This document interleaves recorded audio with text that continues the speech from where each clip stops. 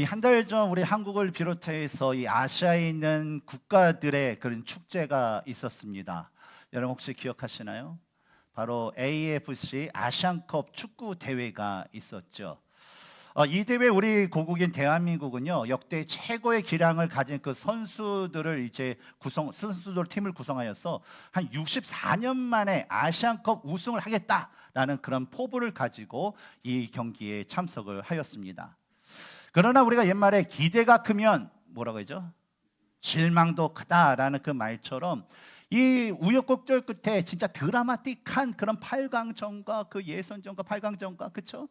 그러다가 이 4강전에 딱 왔는데 이 피파 랭킹에 있어서도 제가 보니까 한 순위가 한 60위 밑에인 한참 밑에인 그런 요르단과의 그 경기에서 패함으로 인해서 이 한국 축구팀 대표팀뿐만 아니라 이 한국사의 큰 흑폭풍이 이제 찾아오게 되었습니다. 이로 인해서 어떤 일이 있었나요? 그 감독이었던 선수로서는 아주 대단한 커리어가 있었던 이 클리스만 이 감독에 대한 비난이 계속적으로 그냥 도배가 되었고 또 최후에는 경질이 되는 그런 사태가 있었습니다. 그런데 이것뿐만 아니라 이 선수들 사이에서도요, 우리가 너무나도 잘 아는 손흥민 선수와 이강인 선수, 이 대표적 이 두 선수의 어떤 갈등의 그 문제를 중심으로 이 선수단 안에 있는 어떤 선배 그룹과 후배 그룹 간의 그 좋지 않은 갈등의 문제가 이 표면화되면서 더 큰 폭풍이 이 한국 사회에 몰아치게 되었습니다. 근데 여전히 아직도 끊이지 않아요. 계속적으로 이번에는 월드컵 이제 예선 경기가 있는데 이강인을 다시 후보로 올려야 되냐, 누구를 올려야 되냐 하면서 여전히 그 후폭풍의 그 영향권 아래 한국은 있는 것 같습니다. 그런데 여러분 이 사건을 저는 이렇게 바라보면서 이 사건에 연루된 그 사람들의 그 주장, 그 말들을 제가 다시 한번 들어보고 생각해봤습니다. 그런데 그 말들을 이렇게 들어보면 하나도 이게 틀린 말은 없는 것 같아요. 그래도 그 사람 얘기를 그냥 들어보면 그냥 좀 이해할 수 있는 말인 것 같아요. 예를 들면 여러분 선수들에게 자율적인 활동을 주면 이 경기력이 향상될 것이다라고 주장했던 이 클리스만 감독의 그 말 어떻게 생각하십니까? 저는요 이런 것도 좀 이해할 만해요. 우리가 애들을 키워보면 애들이 유스나 이렇게 대학생 가면 아빠 그냥 냅둬요. 엄마가 좀 놔둬요. 잔소리 그만해요. 내가 알아서 잘해요. 그냥 냅둬도 잘할 테니까 걱정하지 마세요. 그런 얘기 들어봤어요? 안 들어봤어요? 안 들어보셨어요? 안 들어보셨잖아요. 그리고 우리 신앙생활 할 때도 이렇게 하게 되면 교회에서는 목사님 이거 해라 저거 해라 하라고 하잖아요. 성경도 읽어라 봉사도 해라 이거 하면 또 어떤 분 그렇게 목사님 참 지겹게도 얘기하시네. 그만 얘기해요. 그냥 냅두면 내가 알아서 하고 우리 성도님들 다 알아서 할 텐데 그런 것 가지고 다 얘기합니까? 라고 이렇게 주장하는 거 보면 이런 것들이 클리스만 감독이 선수들이라서 자율성을 주면 그들이 나름대로 이성도 있고 장년이고 성년이고 그런 판단할 줄 알고 이렇게 할 텐데 더 향상되죠? 하는 그 주장도 이해할 만한 거예요. 또한 아무리 4강이라는 그 중요한 경기를 앞두고 있다 하더라도요. 어떻습니까? 이 자유시간, 다른 시간도 아니에요. 훈련 시간도 아니에요. 자유시간에 내가 친구와 함께 탁구를 치는 게 잘못된 것이냐? 여러분 이게 잘못된 일인가요? 자유시간에 내가 하고 싶은 탁구를 친다는데 아니요, 그것도 잘못된 일은 아니에요. 그런데 우리가 생각할 것이 있습니다. 아무리 모든 말과 행동에 있어서 그 나름대로의 논리가 있고 윤리적으로 나쁜 일이 아니더라도 지금 이 대표 선수들은 어떠한 목적을 가지고 왜 여기에 서 있냐라는 거예요. 한국 대표 선수들은 우승이란 국가적인 그 목표입니다. 64년 만에 우승을 위해서 모인 그런 대표팀이었다는 거예요.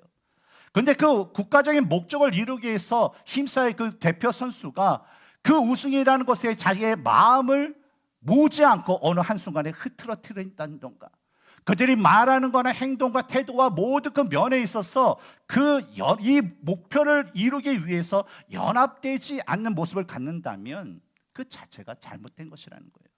왜냐하면 본질적인 목적에서 벗어난 행동과 마음과 자세를 가졌기 때문이죠. 예수님을 구세주와 주님을 믿고 고백하여 이 자리에 모인 우리들도요 하나님께서 우리에게 주신 아주 중요한 본질적인 그 목적이 있습니다. 그것은 뭐냐면 그리스도와의 연합이에요. 그리스도의 연합이라는 것은 뭡니까? 바로 인간이 죄로 인하여서 하나님과 하나님으로부터 우리 단절된 것이 있어요. 그 영적인 그런 관계가 깨졌어요. 영적인 관계가 깨어짐으로 인해서 우리에게 주어진 것이 뭐예요? 육적인 죽음도 더불어 받게 되었죠. 그런데 이 영적인 관계는 뭐예요? 바로 예수님과 내가 연합되어서 그분을 통해서 하나님과의 그 연합, 하나님과의 그 관계를 회복하는 것이 바로 그리스도의 연합을 의미한다는 것입니다. 그래서 이것을 위해서 예수님께서 이 땅에 오신 것도 그 목적이고, 십자가의 죽음과 부활을 통해서 모든 이들이 바로 예수님을 통해서 하나님과 다시 연합되는 구원의 통로가 되어주셨다는 것입니다. 우리가 나누고 있는 이 누가복음의 말씀에서도요, 예수님께서 제자들에게 계속 길을 가다가 앉을 때나 어느 집에 갈 때나 계속적으로 말씀하시고 가리키는 것이 뭐였어요? 뭐냐면 예수님 그 자신을 통한 자신과 연합을 통한 바로 하나님과의 연합을 해야 된다라는 거예요. 특히 예수님께서 부활하시고 승천하신 후에 제자들이 하나님의 나라에 들어가기 위해서는 반드시 뭐예요? 자신을 통해서 예수 그리스도와의 연합을 통하여서 하나님과의 연합을 이루어야지 하나님의 그 나라에 들어갈 수 있다라는 것을 계속적으로 가르쳐 주셨던 것입니다. 따라서 예수님은 이제 오늘날 우리들이 가져야 될 모습은 뭐냐면 바로 다니엘서 1장 8절에 자신이 하나님께 뜻을 정하고 또 하나님께 의탁하여서 믿음의 삶을 살았던 것처럼 우리가 그리스도와 연합하는 것에 우리가 뜻을 정하고 바로 성령님께 우리의 마음과 생각과 육신의 모든 것들을 다 의탁하고 순종하면서 그분이 인도하는 대로 그분의 말씀에 순종하여서 하나님과 하나 되는 것, 연합되는 그 모습을 우리는 이루어 가야 되는 것입니다. 그리고 이러한 주님과 연합되는 삶을 살기 위해서 오늘 예수님은 본문의 말씀을 통하여서 예수님이 다시 이 땅 가운데 오시는 그 종말의 날까지 바로 우리 그리스도인들이 가져야 할 그런 모습 중에 하나인 바로 기도의 자세에 대한 그런 말씀을 우리에게 주십니다. 일반적으로 사람들은요, 이 사람의 그 외형적인 모습을 보고 판단합니다. 그래서 사람들의 어떤 말하는 것, 또 말투, 행동하는 거, 행동하는 제스처, 그 기타 등등 눈에 보이는 그런 것들을 통해서 판단을 하죠. 어저께 이제 예배를 딱 드리는데 저도 깜짝 놀랐습니다. 어떤 일이냐면 어떤 영상이 나오는데 이 한 주간 동안에 거기에 다니엘 기도에 섬겼던 분들 사회 보고 뭐 기도했던 목사님들의 사진 나오는데 제 사진이 갑자기 한 번에 탁 나와서 깜짝 놀랐습니다. 예. 엄청 얼마나 당황스럽다. 옆에 있는 목사님이 오? 그러면서 놀라는데.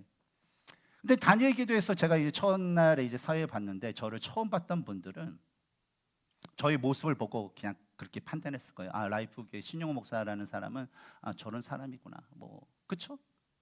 아마 여러분들이 저와 깊은 관계와 어떤 사귐의 그 시간이 없었던 분은 아마 이 시간에 제가 여러분에게 서 있던 모습, 또 어떤 뭐 사역 가운데 개인적인 그런 관계가 없었던 분들은 그냥 제가 여기서 이렇게 말하고 이렇게 하는 눈빛과 말투와 행동과 그 모든 걸 통해서 신 목사는 저런 사람이구나라고 그렇게 판단하죠. 이게 일반적인 우리의 모습이라는 거예요. 뭐 저는 아닐까요? 저도 마찬가지 그런 모습이 있죠. 근데 이해관계에서 이런 관계, 이런 우리들의 판단의 모습을 한번 일반적인 우리 신앙의 그런 모습에 한번 대조시켜서 한번 이야기를 나누면 과연 믿음이 좋은 사람의 모습은 어떠한 모습일까라는 거예요. 이건 일반적인 겁니다. 한번 제가 몇 가지 예를 들 텐데 한번 이것에 대해서 한번 여러분 한번 대답해 보시기 바랍니다. 매주 주일 예배 빠짐없이 출석해서 하나님 앞에 예배를 드리시는 분, 믿음이 좋은 분일까요? 좋은 분이라 할 수 있을까요? 매주 주일 헌금과 또 매달 11조를 하나님께 드리는 분은 믿음이 좋은 분이라고 생각하시나요? 매주 교회와 성도님들을 위해서 열심히 땀을 흘리면서 열심히 봉사하시는 분, 여러분 이런 분들은 믿음이 있는 분이라고 여러분 생각하시나요? 매일 성경을 읽고 하나님의 말씀, 하나님을 알기 위해서 매주 성경 공부를 열심히 하시는 분은 여러분 믿음이 좋은 분이라고 생각하시나요? 근데 여러분 이것은 우리가 정통 기독교, 우리가 기독교의 어떤 삶에 보면, 역사를 보면 일반적으로 민족과 어떤 뭐 나이에 상관없이 이런 모습은요, 이런 모습을 가진 사람들에서 사람들은요, 저분은 믿음이 좋은 분이야 라고 생각을 한다는 거예요. 이런 모습을 보고. 그럼 반대로 여러분, 주일 예배를 잘 드리지 않는 분 믿음이 좋으신 분일까요? 주일 헌금과 하늘계절 11조를 드리지 않는 분은 믿음이 좋은 분일까요? 교회와 또 성도들을 위해서 봉사하지 않는 분들은 과연 믿음이 좋은 분일까요? 성경을 읽지 않고 매주 성경 공부를 하지 않는 분들은 믿음이 좋은 분일까요? 일반적인 그런 모습 아닙니까? 근데 이런 분들에 대해서 아마 대부분의 사람들은요, 이런 분들은 뭐 믿음이 좀 부족하거나 믿음이 없는 분이다라고 생각을 한다라는 것입니다. 근데 이것은 우리가 일반적으로 누구나 어느 교회나 어느 사람에게 물어봐도 똑같은 그 비슷한 대답을 많은 사람들이 한다는 거죠. 근데 우리가 주의할 것이 있어요.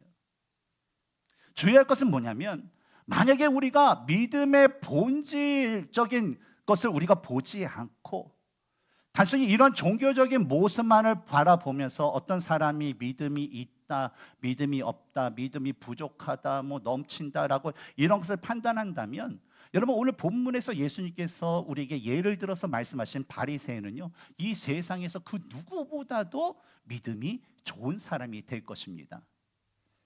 오늘 보면 구절을 보면 예수님께서 바리새인과 세리가 기도하는 모습을 대조한 그 비유의 말씀을요, 바로 자기를 의롭다고 믿고 다른 사람을 멸시하는 자들에게 말씀하셨다라는 것을 볼 수가 있어요.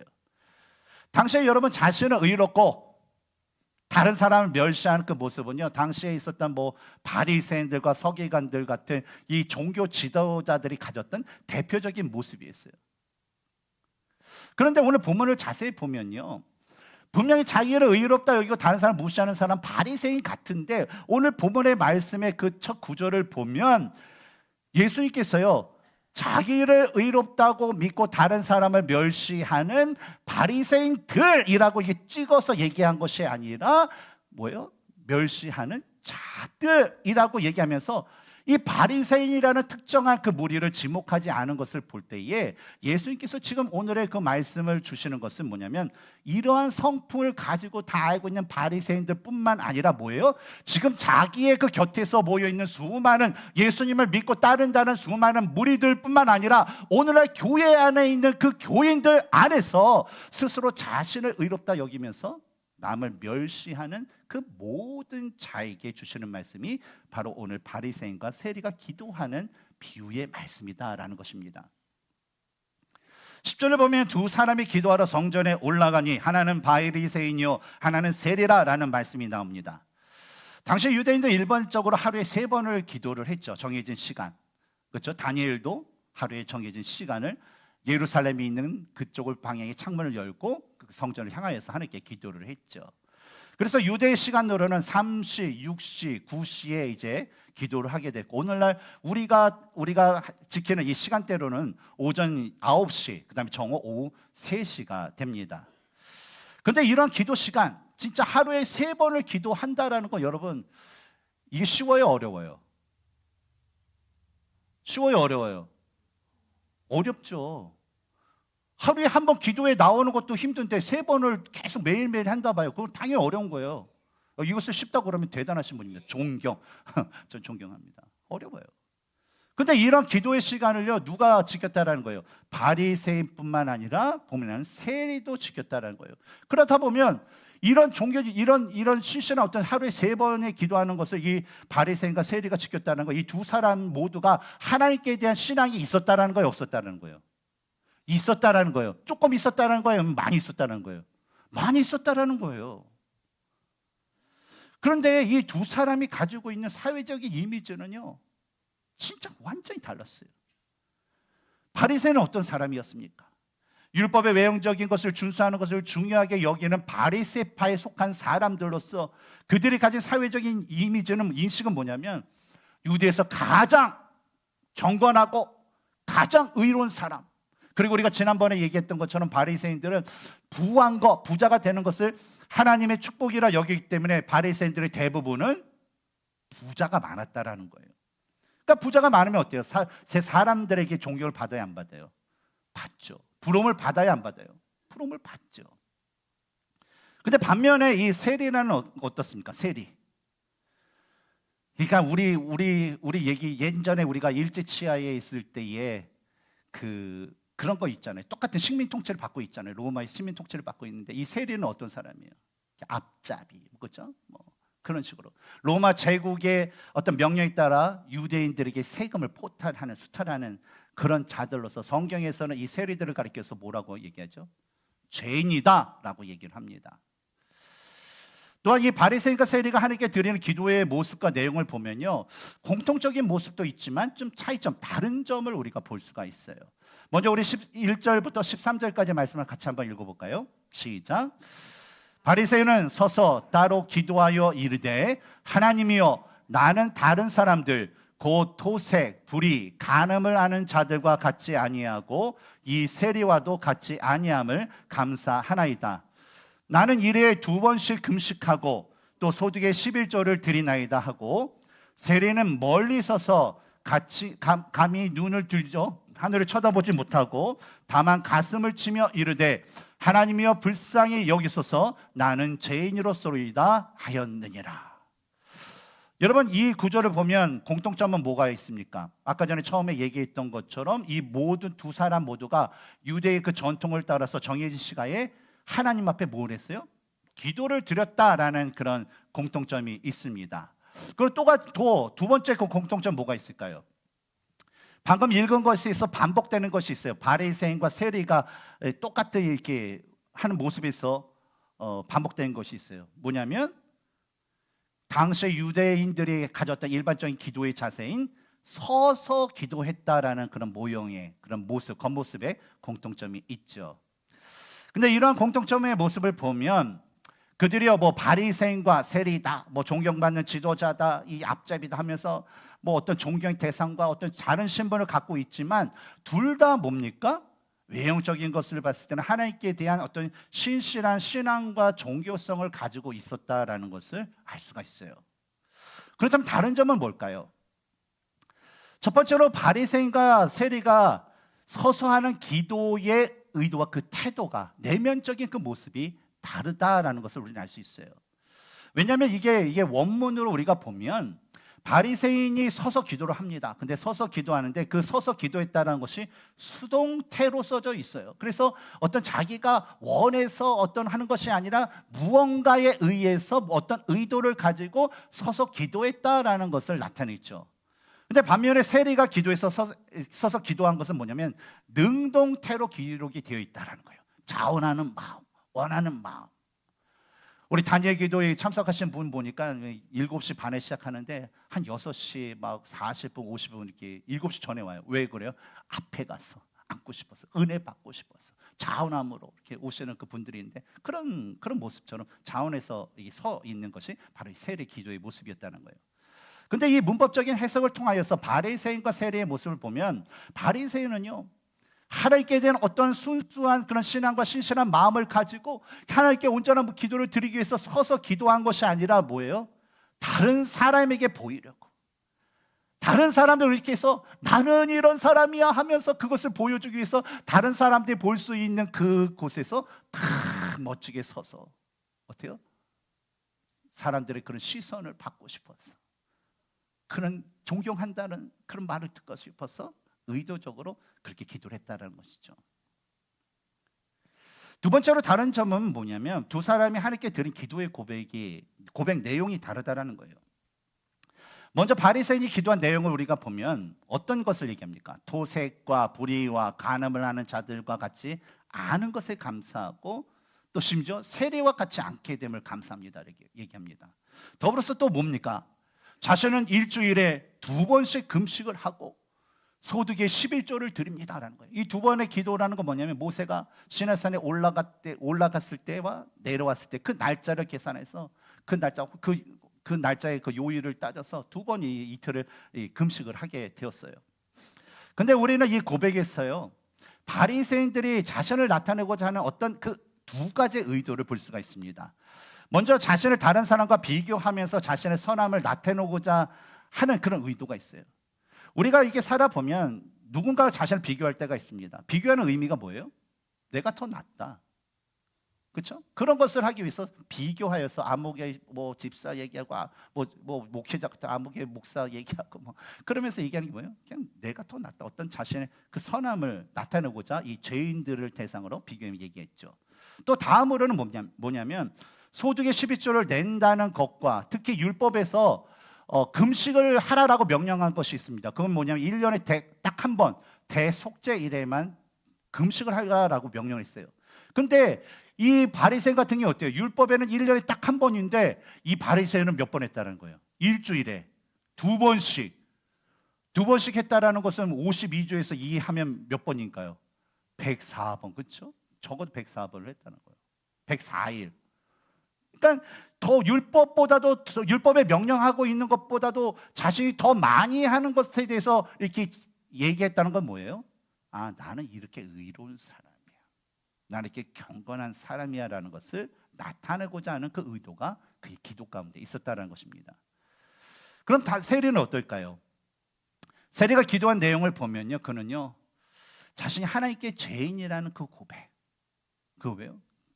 죄인이기 때문에 주님의 그 긍휼이 필요합니다라는 그 고백만을 그가 했다는 거예요. 그가 아마 이 세리가 이런 기도를 했다는 것은 뭐냐면 유대 사회에서요 그는 공식적인 죄인이었어요. 두말할 거 없이 세리다 그러면 죄인 그래서 그런 취급을 받았기 때문에 이 세리는요 스스로 자신이 하는 일에 대한 죄의식을 가질 수밖에 없어요. 그냥 왜냐하면 만나는 사람보다 넌 죄인, 쳐다보는 사람보다 넌 죄인이야 막 째려보고 그러면 나는 진짜 죄인인가. 세리라는 그 이유만으로 죄인이 돼버린 거예요. 그러니까 어때요? 그냥 하나님께 회개를 기도를 드리게 된 것이죠. 그래서 이 세리 같은 경우에는 다른 유대인들이 기도하는 장소였던 어떤 그 거룩한 성소에 가까이 위치한 여인의 뜰에 서서 기도한 것이 부담스러웠을 거예요. 사람들이 보는 시선도 그렇고 거룩한 그 성소에 더러운 내가 죄인 같은 내가 거기 가까이 가는 것도 부담스럽고 또 하필이면 내가 기도하는 시간에 누가 왔어요?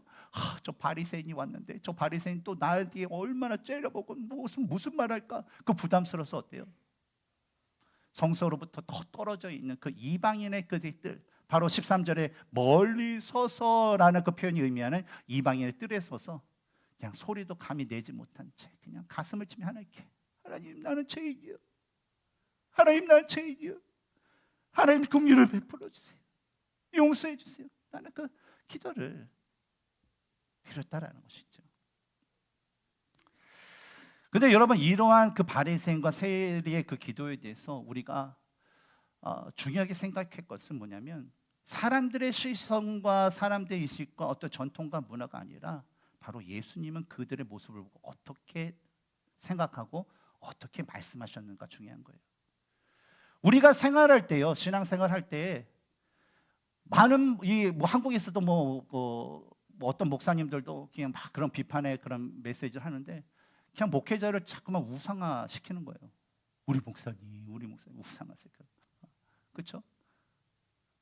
근데 여러분 신앙생활이라는 것은 목사의 시각에 맞게끔 여러분 해야 되나요? 아니죠. 누구의 보기에 합당하게 해야 돼요? 하나님 보시기에, 예수님 보시기에.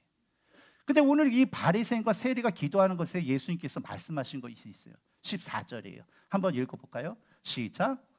내가 너에게 이르노니 이에 저 바리새인이 아니고 이 사람의 의롭다 하심을 받고, 이 사람이 뭡니까? 세리를 얘기하는 거죠.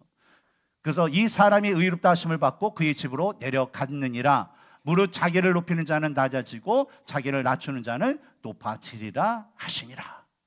바로 예수님께서는 놀라운 그런 말씀을 하셨어요.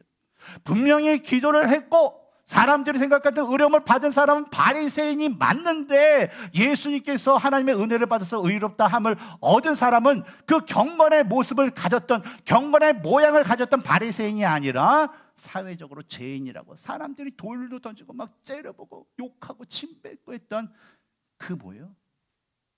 이 세리가 의롭을 받았다라는 말씀하셨다는 거예요.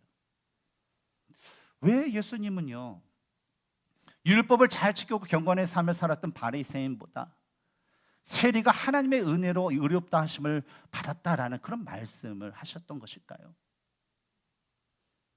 좀 이 기도의 내용이 바리새인을 좀 교만해 보이고 세리는 좀 겸손해 보여서 세리가 하나님의 의로움을 받은 것일까요? 조금 우리 설교의 그 전반편에 제가 여러분께 함께 말씀드렸던 것처럼 사람들은요 그 외형적인 것에 집중하고 또 외형적인 것을 통해서 사람을 평가합니다. 그래서 뭐 과거나 오늘날이나 뭐 할 것 없이 어떤 세리가 진짜 하나님께 마음을 다했어. 내가 하나님 죄인이고 내가 긍휼을 필요하고 긍휼 받아서 진짜 하나님과 내가 하나 되고 연합되고 하나님의 자녀로서 내가 진짜 주님 앞에 살아가고 싶은데 하는 어떤 그 내면적인 어떤 그 간절한 그 모습보다요 사람들은 뭘 봐요? 그냥 바리새인 같이 외형적인 조건을 가진 사람들, 좀 말만 좀 거룩하게 하고 그럴듯하게 하고 행동 좀 하고 교회에서 좀 보이는 것만 좀 이렇게 딱 그렇게 폼나게 딱 보이면 그 사람을 이제 교회에서는 뭐라고 얘기합니까? 아, 신앙이 좋으신 분, 아, 우리 교회의 일꾼이 될 사람들, 그런 얘기를 한다는 거예요. 근데 우리가 예수님의 말씀을 올바르게 깨닫기 위해서는요 오늘 본문의 말씀이 바로 이 누가복음 18장 17장과 18장과 이 계속해서 되는 이 예수님의 그 말씀의 그 문맥 가운데 도대체 무슨 주제를 가지고 지난주에도 그렇고 낙심하지 말라고 하고 기도하는데 낙심하지 말라고 오늘은 뭐 이렇게 바리새인과 세리에게서 기도하고 뭐 어린아이에 대해서도 뭐 기도하고 뭐 그런 말씀을 하실까라는 것을 분명히 알아야 된다는 거예요. 그 말씀의 그 문맥 가운데 예수님께서 제자들에게 말씀하신 것은 뭐냐면 딴 게 없어요. 하나님 나라예요. 하나님 나라. 하나님의 나라에 들어갈 자가 어떻게 해야 되는가라는 거. 그래서 뭐요? 하나님 나라 들어가기 위해서 그 말씀을 하신 거예요. 그래서 오늘 바리새인과 세리의 이 기도의 비유의 말씀뿐만 아니라 15절, 16절, 17절에 나오는 이 어린아이에 대한 그 말씀도 뭐예요? 동일한 하나님의 나라에 대한 거예요. 그래서 하나님 나라에 들어가려면 너희가 어떻게 해야 되는가에 대해서 예수님께서 말씀해 주고 있다는 거예요. 그러니까 그것을 우리가 포인트를 잡고서 말씀을 봐야 되는 거예요. 그래서 15절과 17절을 보면요 뭐 우리가 너무 잘 아는 말씀이 있죠. 어린아이를 예수님께 데려오는 사람들을 꾸짖는 제자들을 보고 예수님께서 하신 말씀이에요.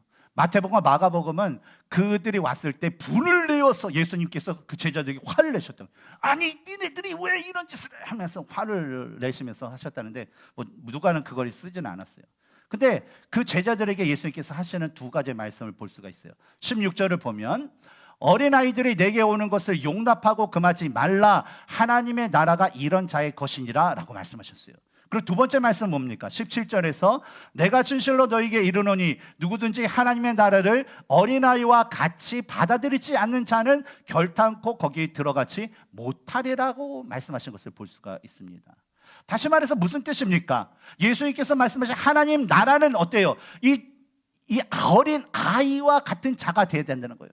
근데 마태와 마가복음에서는 이 어린아이는 파이디온이라는 일반적인 어린애, 칠드런을까지 포함, 큰 아이들까지도 포함돼요. 그런데 이 누가가 얘기하는 이 어린아이라는 것은요 젖먹이 아이를 얘기합니다. 갓난아이기들. 그래서 이 하나님 나라는 뭐예요? 이 젖먹이 아이와 같은 자일 것이며 하나님의 나라를 이 젖먹이 아이와 같이 받아들이는 자만이 어디에 들어갈 수 있다는 거예요? 하나님 나라에 들어갈 수 있다. 그런 사람이 하나님 나라를 소유할 수 있다는 거예요. 그렇다면 한번 생각해 볼 것은 젖먹이 아이, 젖먹는 그 아이와 같은 하나님의 나라를 받아들인다는 것은 무엇일까? 젖먹이 아이가 받아들이는 것이 그 아이와 같이 하나님을 받아들인다는 것, 도대체 어떤 모습일까라는 거예요. 젖먹이 아이는요 우리가 뭐 키워봤듯이요 여러 가지 특성이 있어요. 처음에는 얘가 진짜 착해 보여요. 모든 것이 다 배고 같고 해요. 그런데 이 일주일 한 달 지나면 또 이 엄마들이 특히 많이 느끼는데 얘가 막 엄마 이게 젖을 빠는데 자기 양만큼 안 나오면 엄마를 괴롭혀요. 그렇죠? 막 깨물기도 하고 막 하기도 하고. 그래서 애들 보면요 그냥 좋은 습성도 있지만 나쁜 그런 특징들도 있다는 거예요. 근데 그 여러 가지 그 중에서 예수님께서 말씀하시는 이 젖먹이 아이의 그 특징은요 부모를 전적으로 신뢰하고 의지해서 한마디로 착 불러주는 연합된 하나된 그런 모습, 그렇게 살려는 그 모습이 있다는 거예요. 뭐 지금 이제 우리 교회에서 제일 어린 이제 유신이는 이제 걸어서 타들러 이게 반에 들어갔지만 이제 조만간에 6월 20일 정도에 우리 또 막내가 또 태어납니다. 우리 그리스 사모님 그때 출산일 그때인데, 근데 유신이를 이렇게 보면요, 제가 귀엽다고 뭐 이렇게 했잖아요. 2년 전부터 오면 귀엽다고 그러면요, 저하고 있으면 불안해요. 근데 뭐 저보다도 좀 딱딱할 것 같은데 김종국 목사님 품에 안기면 얘가 그렇게 편안함을 느낍니다. 그리고 제가 뭐 이렇게 놀아주려고 막 해도 뭐예요? 아빠가 딱 하면 아빠한테 가요. 왜냐면 믿을 수 있기 때문에. 또 엄마도 믿을 수 있기 때문에. 그래서 어때요? 아이는요, 베이비는요, 그냥 세상에 전쟁이 있던 뭐 무슨 상황이 벌어지던 엄마 품에 딱 안기면 아이는 뭐예요? 평화로운 아이가 되는 것처럼 짝달부는 엄마 부모와 연합된 그런 모습을 갖는다는 거죠. 그것이 바로 제가 말하는 어떤 그리스도와의 연합과 같은 부모와의 연합된 모습이라고 저는 생각이 듭니다. 근데 여러분, 이 연합의 그 연합된 모습에는요, 그 아이가 부모에 대한 우선순위가 있다라는 거예요. 제가 아무리 복원하고 아무리 재밌게 해줘도요, 아빠가 오면요, 아빠한테 가요. 제가 아무리 잘해줘도 엄마가 오면 엄마한테 가요. 우선순위, 애들은 우선순위 엄마 아빠예요. 그럼 엄마 아빠 중에서 우선순위 누굴까요? 그건 애들마다 달라요. 잘 얘기했죠. 그리고요, 또 이 연합된 모습에는 뭐가 있냐면 부모에 대한 믿음과 사랑에 대한 의심이 전혀 없습니다.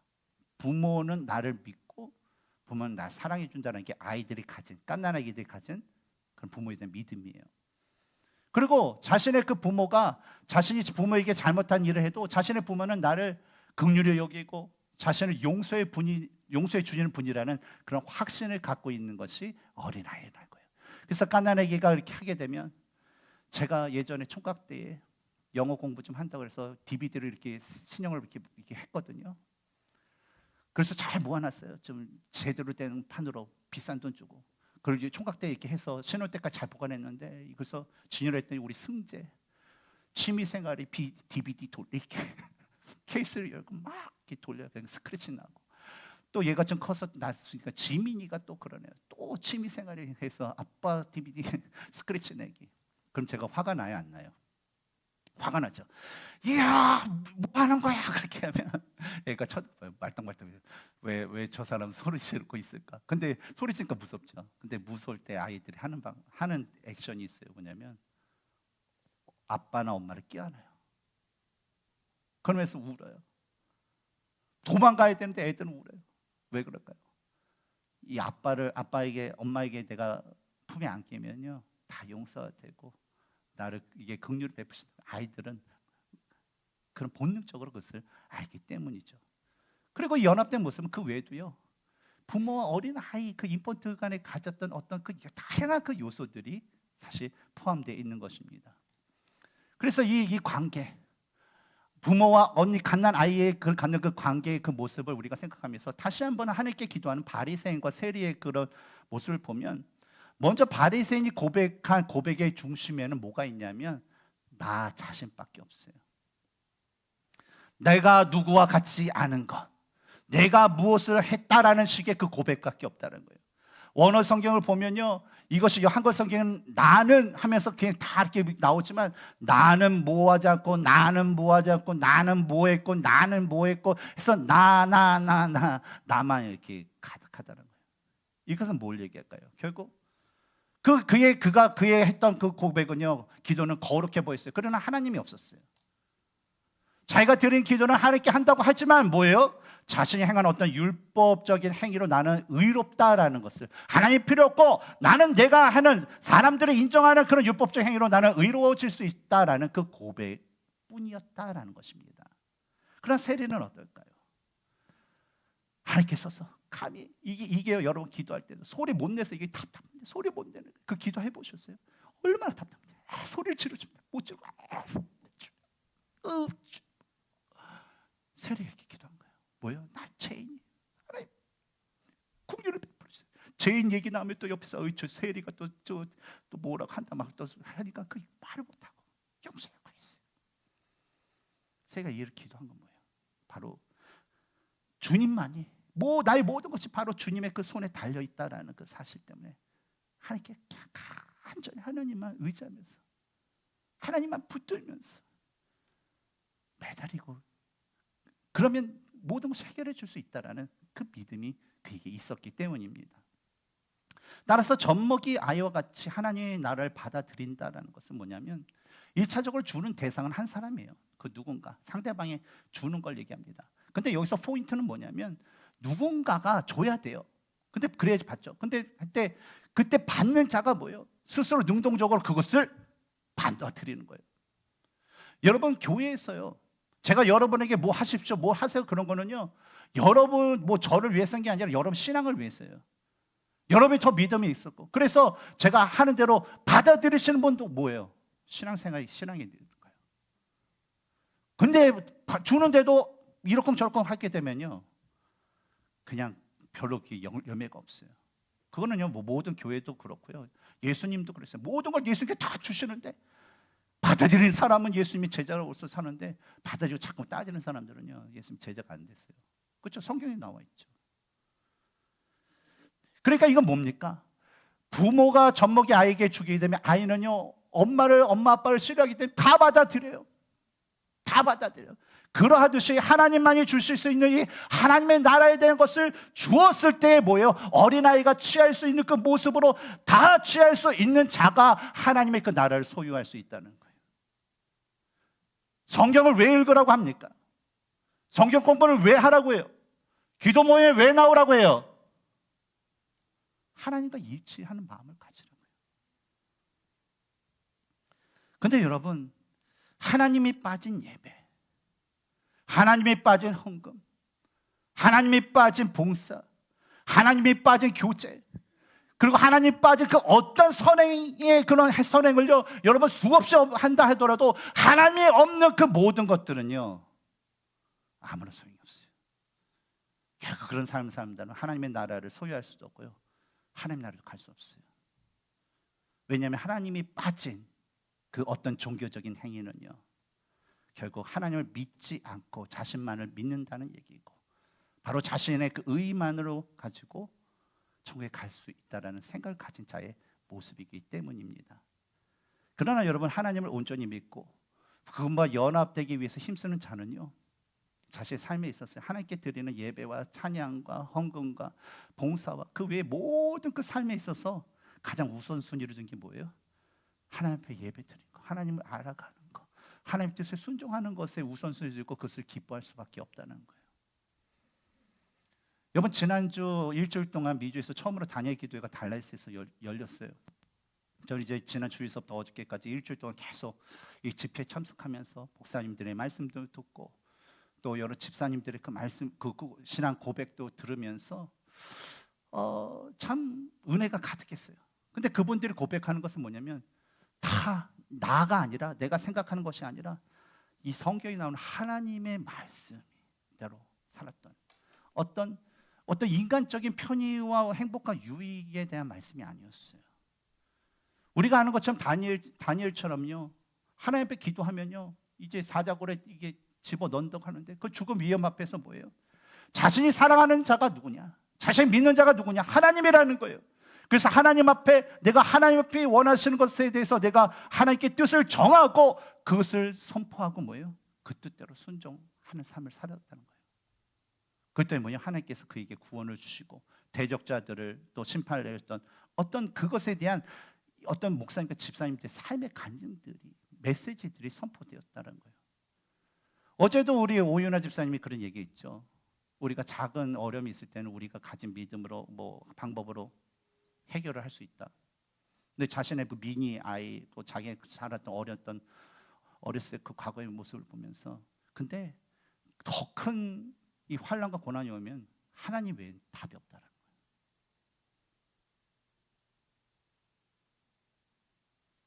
하나님, 우리가 그래서 이 믿음의 생활, 하나님과 연합되는 삶이 엄청 중요한 거예요. 저는 이런 간증을 들으면서 나는 진짜 하나님과 예수님을 위해서 살아가기 얼마나 내가 노력을 하고 있을까? 나는 하나님의 그 예수님의 그 뜻대로 살아가면서 진짜 그 주님과 연합되려는 그 마음이 나에게는 얼마만큼 얼마나 있고 나는 그것을 위해서 얼마나 노력하는가에 대한 그 생각도 해봤어요. 그러면서 아울러서 우리 성도님도 어떨까? 하나님과 예수님에 대한 그 마음이 얼마나 갖고 살아갈까? 매일의 삶 가운데 호흡이 그 순간, 쉬는 그 모든 순간순간마다 진짜 하나님과 연합되는 삶을 살기 위해서 얼마나 노력을 하는가라는 거예요. 우리의 인생은 우리 생각에는 내일도 있고 모레도 있을 것 같은데 인생은요, 몰라요. 하나님이 결정된 거예요. 그래서 오늘 이 자리가 여러분에게 드리는 마지막 예배일 수도 있는 거예요. 근데 나는 이 자리에 진짜 얼마나 하나님 앞에 간절한 마음으로 하나님과 연합되기 위해서 예배를 드릴까? 저는 저뿐만 아니라 저도 많이 그 고백 한번 생각해보고, 여러분 제가 또 여러분을 또 하나님께 이끌어야 할 그런 사명을 갖고 있는데 우리 성도님은 어떨까라는 그런 생각도 많이 해봤습니다. 여러분, 우리는 주님을 믿는 사람으로서 우리 마음에는요, 주님께서 주신 은혜로요, 그분을 사랑하는 마음이 우리들한테 가득해야 돼요. 그리고 예수님과의 연합을 통해서 하나님과의 연합을 이루면서 함께 주신 말씀과 모든 것을 감사함으로 그냥 받아들이는 그런 모습이 우리에게 있어야 될 줄 믿습니다. 바로 하나님의 말씀에 그것이 현실에 맞냐, 이해할 수 있다 없다, 어떤 사람들의 관계 가운데 있는 그 문제로 인해서 하나님의 말씀을 저버리고 따지고 하는 것이 아니라 하나님의 말씀이라면 그것에 온전히 순종하는 자가 될 수 있도록, 그래서 하나님의 나라를 소유할 수 있는 자가 되어야 될 줄 믿습니다. 사랑하는 성도 여러분, 여러분 하나님의 그 나라를 여러분 받으시기 원하십니까? 여러분 그렇다면요, 예수님을 통해 하나님과 연합된 그런 삶을 사시기 바랍니다. 이를 위해서 여러분의 모든 삶에서 하나님께 영광 돌리는 일이 무엇인지, 하나님을 아는 일이 무엇인지, 하나님의 뜻을 이루는 일이 무엇인지를 여러분 그것을 찾고 구하고 그것에 집중하시기 바랍니다. 그래야면요, 자신을 의롭다고 믿고 다른 사람을 멸시하지만 결국 하나님의 나라를 받지 못하는 바리새인들 같은 자가 되는 것이 아니라 오히려 이 세상 가운데 세례요같이 그냥 죄인의 그 모습이지만 어때요? 죄를 회개하고 하나님의 긍휼과 은혜로서 의롭다함을 받는 진정한 하나님의 백성, 하나님의 자녀들이 될 줄 믿습니다. 여러분, 종교적인 행위가 아니라 여러분의 마음을 하나님께 먼저 드려요. 하나님이 여러분의 마음과 삶을 이끄실 때 여러분 그분의 이끄심과 겸손히 순종하면서 그분을 위해서 했어요. 단임 목사를 위해서도 아니고 어떤 집사님을 위해서도 아니고 누구도 아니고 누구? 하나님을 위해서요. 그리고 하나님의 그 은혜로 하나님께서 주시는 그 하나님의 나라를 받고 영생의 기쁨을 누리며 하나님께 영광을 돌릴 수 있는 저와 여러분이 되시기를 주님의 이름으로 축원합니다.